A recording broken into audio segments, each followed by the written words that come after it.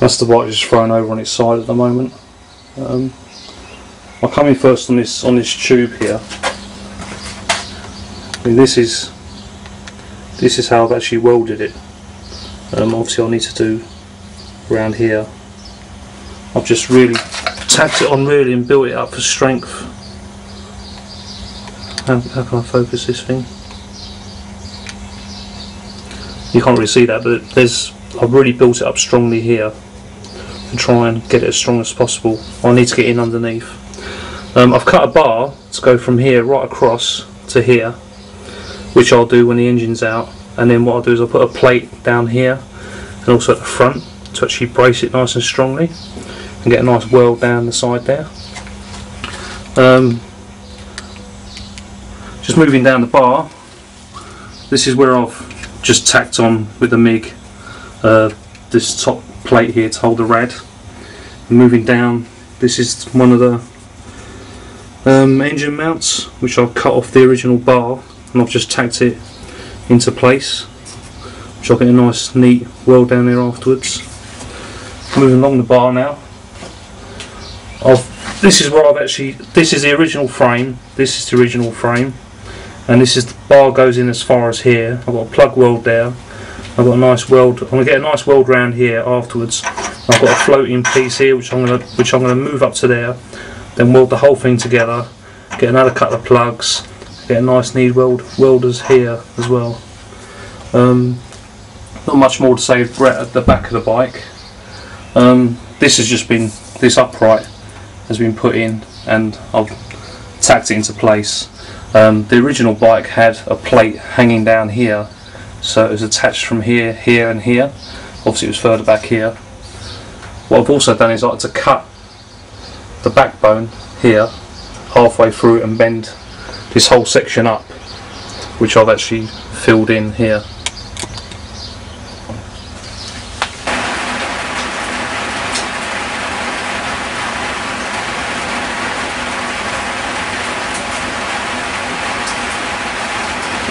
Right, this is the gap that I've got between the rad and the actual engine now, and this is the actual fan, which is quite chunky at the back. I think I could probably cut some of this off and remove this bar and weld in, tack in something a bit smaller, and hopefully that will fit in there then, should be okay. There's about a 5mm gap between the actual fan blades and the actual front edge of the actual fan casing, so that should be okay. Now the back wheel, that's my spacer, this is the big nut,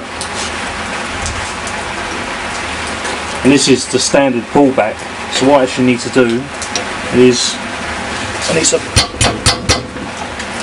bang that through a bit. Right, I just started that bit again because it's flush on the other side, but I've got about 2mm sticking out this side. So what I need to do is fabricate one of these jobbies that'll fit over that. So I'll use a bit of 4mm plate, I think, and then I need to make obviously some bigger washers that will cover this space here, because that is the size of my nut. So hopefully that will be that sorted out. My back sprocket will have to be welded onto a carrier plate, which will be fixed into the hub, because I just do not have the space for bolts there at all. That will probably be my next job. That's what the other side looks like. That's how much space I've got to actually mount a carrier for a caliper, and that's how much room I've got. With the wheel's not in the right position yet, but I've got, should be a little bit more space than that actually, between the actual frame and the disc. And that's about it. The rear slug, the slug I've got for the frame, goes from here to about here. So I've V'd both sections. I've got a nice heavy weld all the way around, plus the plug welds, which is more actually underneath. so hopefully that should be plenty strong enough. I was going to put a plate over the whole top and then tack that into place as well, but I think that'd be strong enough. Like the other rail, I've tacked it heavily here, welded it here nice and heavily. Same again, there'll be a bar that'll come through to about here, and a plate front and back to make that nice and strong. This bar actually gave me quite a bit of grief. The bar at the bottom actually kicks out slightly, just comes out a little bit slightly, and then this bar veers in more than the other bar. But that's the best I'm going to get it back, basically. This is just tacked on, but obviously I've got to grind that down and make that look smart. This is part of the original frame. This is where it gets bolted together, and this is like a sleeve, and I've slotted the top bar into that sleeve. Again, plug welded it, and I'll weld this up nice around here. I might even fade it in like I did with the one underneath, because this bottom part here, I actually put into the bar and then plug welded it round, and obviously that's the other engine mount. I don't know if you can see that, but that's the other joint down here, which obviously I cut at an angle and again plug welded it, and that's the seat upright at this end. That needs to be obviously all cleaned down. I think that's about it. Oh yeah, this is the front mudguard. This is obviously the carrier for the original mudguard, which is absolutely humongous, and this is the mudguard I got off eBay, which is probably the same as what you were talking about. They're the two rivets that obviously I'll have to drill out first. It looks like it is actually of a sports duck, but if I just offer it onto the tyre, I mean, roughly speaking, you can't really see in this light, but if I go right to the edge of that side, that's how much tyre I've got overhanging on the other side, so I'll have to widen it by that much to get it to cover both sides of the tyre. I was going to just cut it straight down the centre and add an inch of metal to actually fatten it out.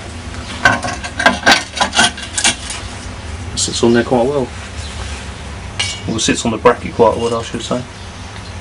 That bracket. So there you go. What else can I tell you? This is the mark I put on the fork. Inch compression. I put an inch compression into the forks before I actually set up any of the engine and the rest of it. So that's how much left I got, and obviously I've got a tank to go on, and obviously myself as well. So that's worked out quite well, I think. She looks quite level now, actually, at the moment. The bottom rail don't look too bad. I think that's all I can tell you. Right, this is the setup for the actual gear change side of the bike. And obviously they used to be fixed on there like that, but basically it looks like if I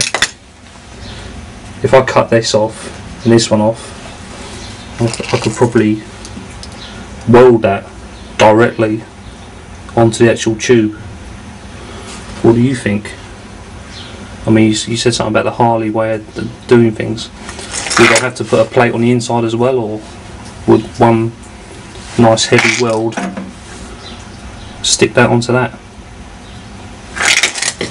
The only other thing I've got is the actual, if I can find it quickly, is the kickstand. Now this is the reverse side of the kicks of the actual of this bar of the original bike, and obviously this is the business part, the actual kickstand, which is an integral part of this part of the frame, which if you look at the back is like hollow. What I was thinking of doing was cutting this cleanly off here and cleaning this out as much as possible, and then welding that whole section straight onto the arse of that, and then, you know, sort of, because if I cut, hang on, I've got to put this down. if I try and cut this piece off only, it might not be as strong a weld as I can get if I weld, you know, that piece and whole side underneath onto that bar there, and obviously onto this part here as well. Right, I'm going to pack up and I'm going to hit the road. And there's your yoke there. I'm just going to go straight in the car and I'll see you in a while.